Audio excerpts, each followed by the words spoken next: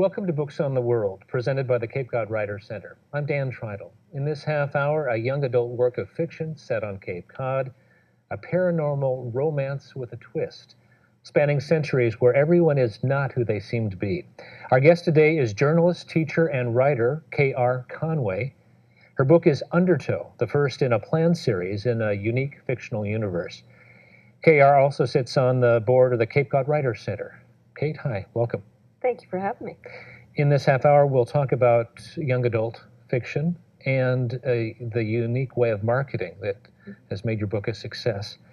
But first, Undertow, published last year. It's very popular with a young adult as well as adult audiences. I don't want to give too much of the story away because half of the fun, at least for me, was learning about the characters and learning that none of the characters were what they seem to be. The story begins on Cape Cod of yesteryear, but a very different Cape Cod than the fishing and history villages that we know. Mm-hmm.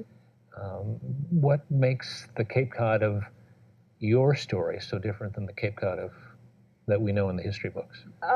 Well, first of all, because it's a young adult novel, I had to aim for the teen reader. And the teen reader wants a little bit of history, a little bit of excitement. And so the opening scene that's written from the main character's grandmother in a third-person perspective is about just what the old-time dock would look like and what goes down. It's a violent scene in the beginning, but it sets up for the rest of the characters. It sets up the characters, and we know something is odd right away. We then shift to present day. We meet our main character, Isla, high school senior. She comes to live in Centerville in a most unique way. Yes, she gets a call. She's living on the cusp of poverty with a guardian, her mother's best friend, and they get a call that a historic home has been purchased at auction, and the buyer, who wished to remain anonymous, has given the house back to her because it historically was her family's. And she doesn't know this. And everything is on the up and up, and they decide to go for it. And the house becomes an important character of the book. Yes, the house is distinctive. I think that's true of most of Cape Cod. We have beautiful antique homes, strolls during Christmas time to enjoy them. And for me as a native, I loved the fact that the house was its own character. And Isla, our main character of the book, she has what every high school senior might want, a house of her own. She gets independence. She has a cool car and hip friends. Yep.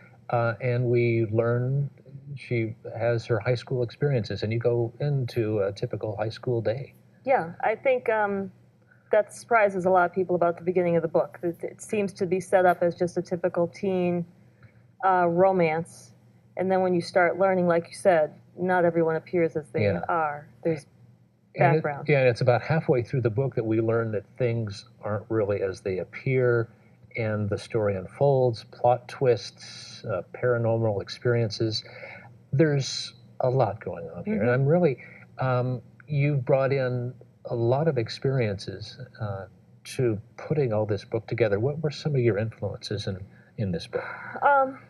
Being a journalist, I've been able to interview a lot of different people on the Cape, and I tend to write public interest stories. So a haunted house, people that ride Harleys, stunt kites. So I tried to bring in that aspect of the Cape, what it is truly to be a Cape Codder.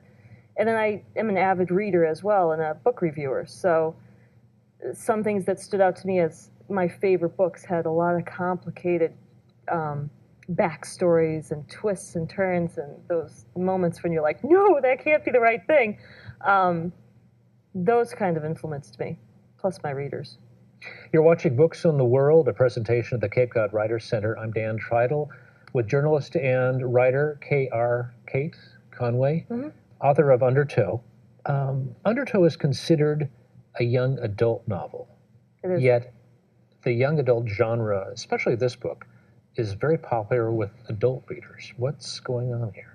I think young adult novels, they tend to fall into two categories. Either they're written specifically just for a teenage market with just teenage-based issues, or they try to bring in larger, more difficult issues to deal with, and then you bring in the adult readers as well. young adult is incredibly popular because you cannot rely on those things in an adult novel that could be considered R-rated. You really have to walk a fine line on what you put in, so it has to focus solely on the story and the characters. You have to either love both those things about the book, otherwise it just becomes too boring. You have to really think beyond, and that's actually why I love the genre. Some of the books are just fabulous. Yeah. Do you read a lot of young adult? I do. I Yeah. read probably 4 novels, 5 novels a week. Yeah, yeah.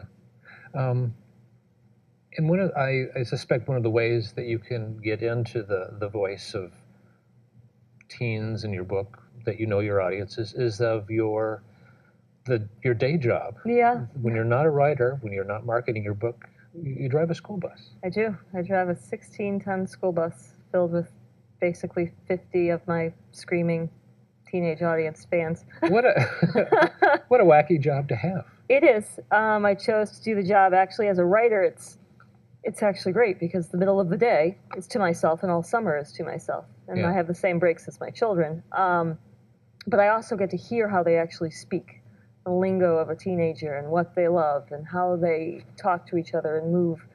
And when I do write dialogue for my characters, they never just speak to one another. There's a twist to their hand or however they shuffle or move, and all of that is what I see on a daily basis with all these kids. Yeah.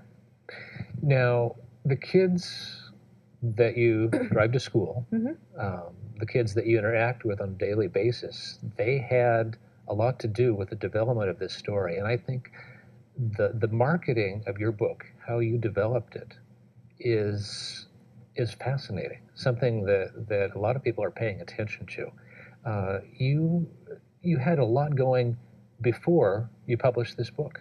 Yes. Yeah. I think that's one of the keys, and that's if you look through any of the large publishing houses, they never just throw a book out there and then build the marketing. They market months and months and months in advance of a book launching.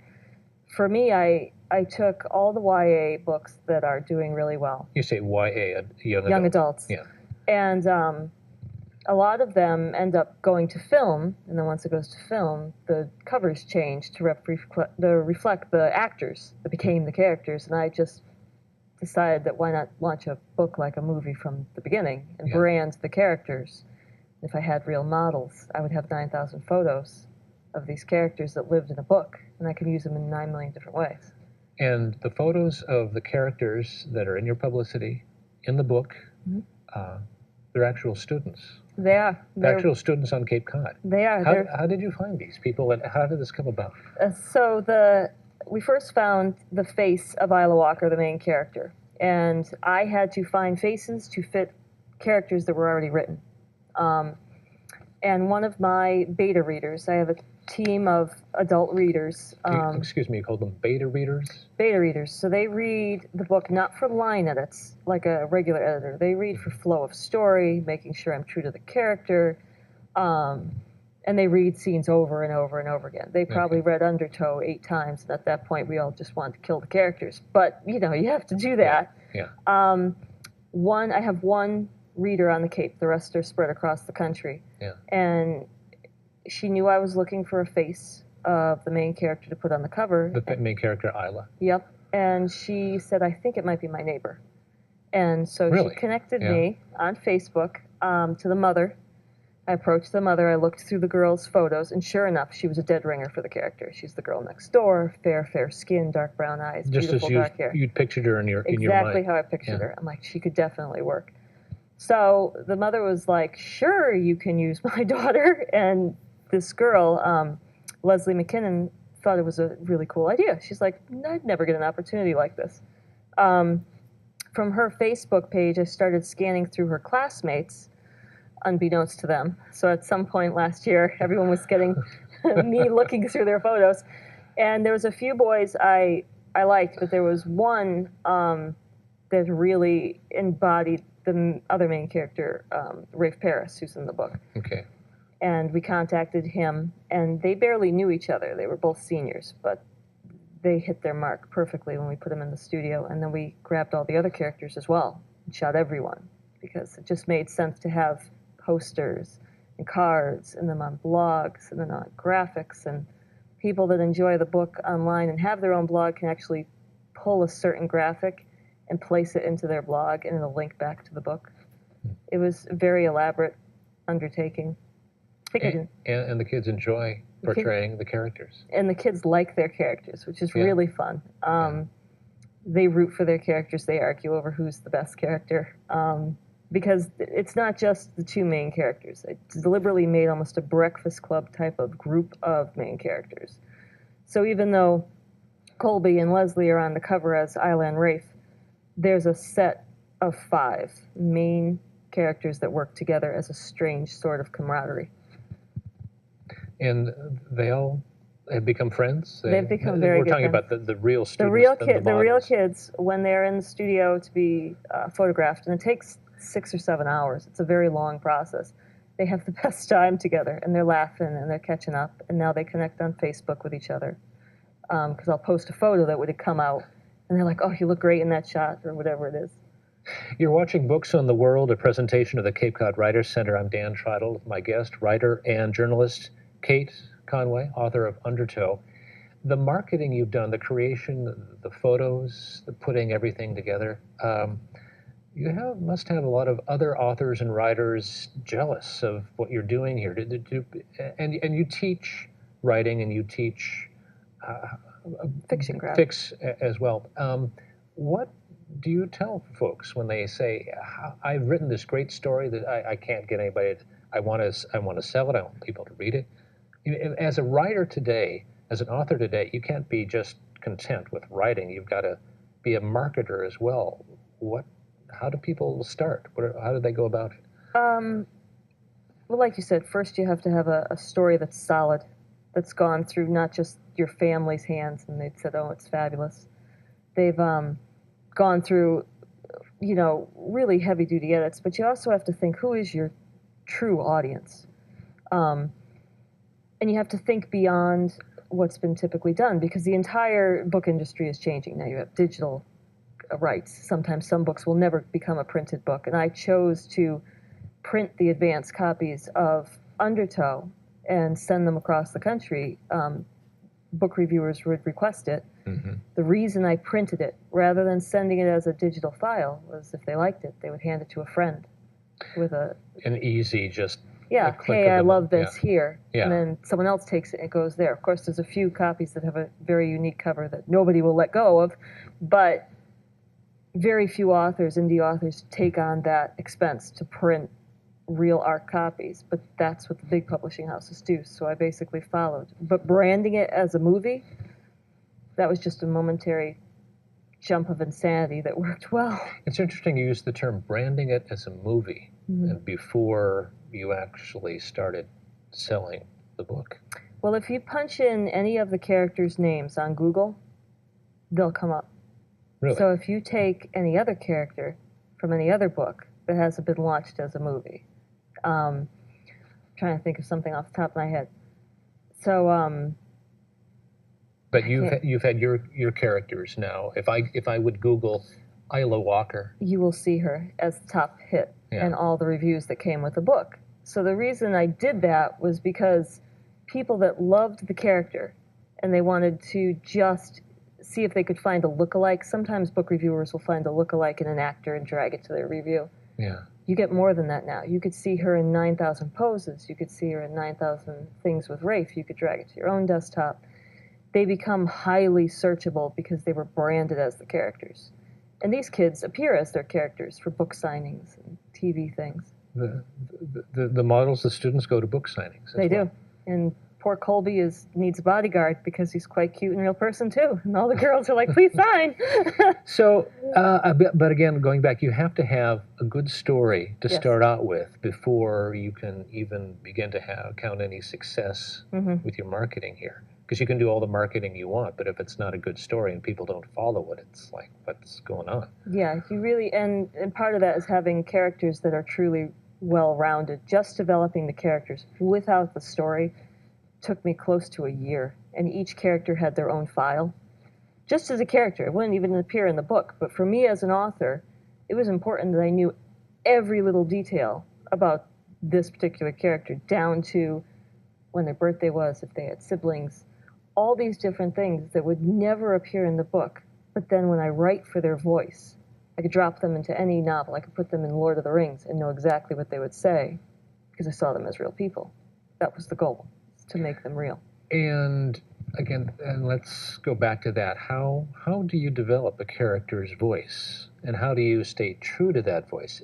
You have in this book, you have Isla and her 4 friends. You have a number of major characters here. I do. We've got to. Each one has to have a significant, their own distinct voice. That makes you crazy. It does, but I think if you take long enough to just sit and let them play in your head as characters before you sit down and physically write them, it's almost like if you imagined your wife or your sister talking at Thanksgiving. That person has a distinct way of speaking versus another person in your family. You don't even have to really think about it long, if that makes sense. Mm-hmm. There are lines from Undertow you can read and not even have these said so-and-so, and you would know exactly what character said that. And my readers would call me out on stuff. They would actually say, Anna Lane wouldn't say that, or she wouldn't put it in that spin, because they started having these characters haunt them constantly, and they would be texting me in the middle of the day and changing things. These are, again, your beta readers. These are my team of readers that read it. Yeah.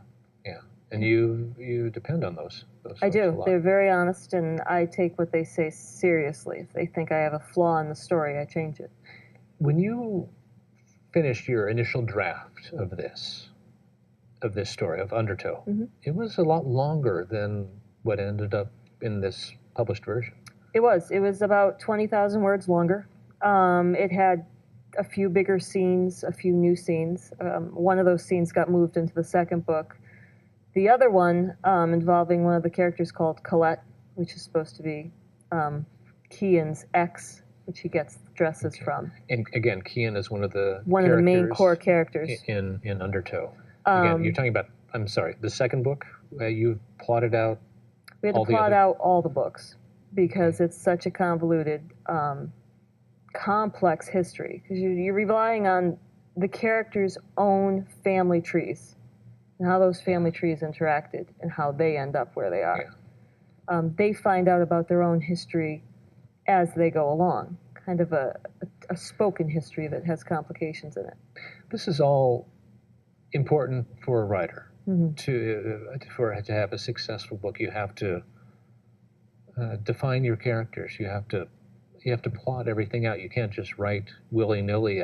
You often hear of folks who sit down ready to write and are waiting for the inspiration for the characters to talk to them. Yeah. But you've got to know what your characters are doing before you start out. Yeah, you have to know who they are as true living people. Even now when I'm working on the second book, there's times I will want a character to do a certain thing, but I know they wouldn't in real life. So I have to make sure I work around who exactly they are as characters, because your readers, your fans, will call you out on it. Yeah. And that walks a fine line as well. The second book is written in both their perspectives, and there was a huge debate between my fans over whether I should just stay with Isla's first-person voice. And I write in first person because to drag you along with her through her eyes, you learn as she does. If I wrote in third, you would see too much of the story. They've gotten some of the scenes now that are flipped between the two, and I have to have enough of a contrast, and now they like it. Now they're like, yeah, this is going to work fine. But I swear they were yelling at each other going, no, you can't do that. You can't have two voices. And because I knew where the story was going, why I needed two voices, I kind of stuck to my guns, but I did listen carefully to them. And they said, if you're going to do this, you really need to have him a distinct voice from hers. They can't sound similar. That can be a challenge for an author, can it? When you have the story in your mind, your characters in your mind, and your readers, your editors will tell you, no, that's not how you need to do it. That's got to be tough to kind of let go of what you want. It is in some ways. There was an offer on the table to take Undertow when I had it still as a manuscript. I'm sorry, an offer? An offer to publish it under a bigger publishing house. Oh, okay.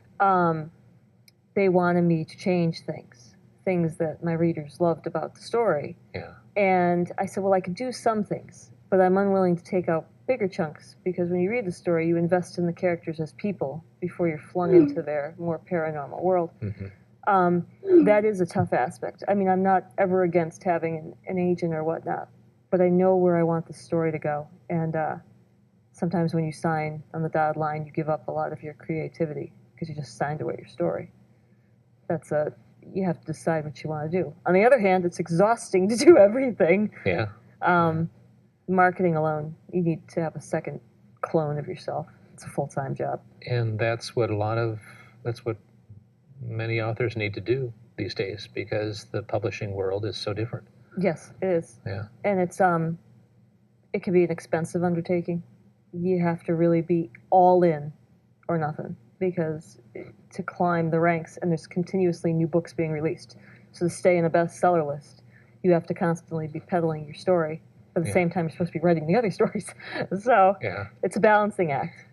So again, I want to go back to the young adult genre. What makes a young adult novel, say, different from a romance novel or from adult mystery, or what is it about young adult that identifies it as young adult? Well, young adult can be all those things.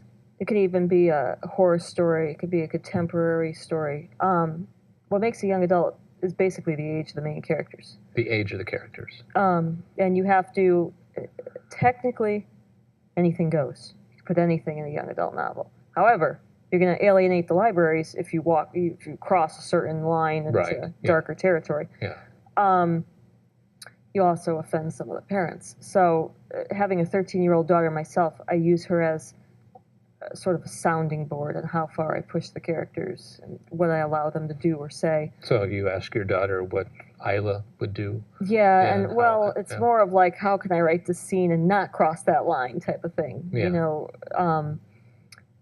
And one of the things I tried to maintain was not an excessive amount of language. Even though I hear a lot of it on the bus, I try to never use certain words in the book, but still have it exciting enough that the kids really loved it. Yeah. It's very different. I tried deliberately to be very different because I've read so much. I didn't want any vampires. I didn't want any things that have already been out there. So I had to build a brand new set of supernatural characters. Yes, you did. You have created a universe. You have created beings that we've not seen before. No, and that took forever. Yeah. But it was fun to do, and at the same time, it's very complicated because you have to make sure you can't forget something. So there was entire packets about what they were allowed to do, what they could, what they couldn't. One of the other jobs that you have, one of the things you teach writing courses. I do. To teens and adults. Mm-hmm. What are some of the other things besides identifying your characters, the voice of the characters? What are some of the other things that you strongly suggest to writers to create a successful story? A lot of times when I teach fiction craft, I'm very much a believer of the voice of a character in a story is what makes makes a book memorable. Mm-hmm. Lines that you just laugh out loud, or you're like, that's exactly what this person would say. So we actually, I'll get people up on their feet and make them walk across the room and say something. And then I'll have everyone write that from a different character's perspective. And you'll find that, from Sirius Black, write it from his perspective, and then write it from Aragorn of Lord of the Rings, and then write it from your own character. And they soon learn that we speak with more than just our words, we speak with our whole bodies. So I teach that aspect. But I also tell them to write in scenes. Don't think that they have to write from page 1 to the end. You know, your story will evolve a million times. If you write scenes, then you can connect everything together, which is how Undertow was done. So you write the various, say, major points of the story, and then you connect them, make it flow? Mm-hmm. And it allows you to understand where you're going from point A to point B, especially if you write a mystery. And this is basically a historic mystery. If you need a million lines and certain little treasures planted in certain parts of the book, you have to write in scenes. It's almost impossible to write from point A to point B. Again, we're not finished with these characters. We're going to see them again very soon. Yes, hopefully in June. And again, that depends on on the marketing launch, because the book will actually need to go out to reviewers several months in advance of its actual launch. Okay. It is written in the off season. That was a deliberate attempt on my part to show Cape Cod in its true flavor, without the tourists. Of course, in this book, the tourists are killers, and that may have just been a reflection of me. But it takes place over several months, the entire 3 main books, and they are not in the high season of Cape Cod. However, it'll launch in the high season of Cape Cod. Right. Yeah. That's okay. The hope is that with a series, you build your audience in the first book, and then that audience helps you build the following. Yeah. So again, the book is Undertow. It is fiction, but a lot of the settings are based on actual buildings, the Barnstable Harbor, Town Neck Beach and Sandwich, Four Seas Ice Cream. Four Seas Ice Cream. You did a lot of research for this. I grew up here, so Yeah. it was easy to feel through the entire town. And we have a beautiful area. We have this fabulous place we live, and we don't see it appear very often in a YA book and in a paranormal twist. You know, there's all these different places, but we're never focused on. Yet we have a massive amount of people that come over the bridge for tourist season. Yeah. As a writer, it's a gold mine if you have the right story. So to me, it just made complete sense to base it here. Yeah. So if folks are interested in Undertow, is it easily available at local bookstores? It is. It's always stocked at Titcomb's, 8 Cousins, Books by the Sea. Barnes & Noble has it. It's orderable through any library. It's through the Clams Network now. Yeah. And it's available worldwide through the Ingram catalog. Yeah. So, and again, any local bookstore. Any local bookstore. Can you, if they don't have it, they can order it? They can order it, and it's always on the major sites online. But I always encourage people to shop local. It's funner. Local is better. Yes, local is better, and plus the books that are local are signed. Some by the entire cast. Oh my God. Okay. So you can actually open a book and see Colby as Rafe, and it's pretty cool. The book is Undertow. The author is K.R. Conway. Kate, thanks for being here today. Thank you so much for having me.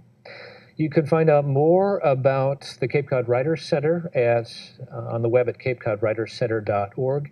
You've been watching Books and the World, a presentation of the Cape Cod Writers Center. I'm Dan Tritle. My guest has been writer and journalist K.R. Conway, the author of Undertow. Thanks for watching.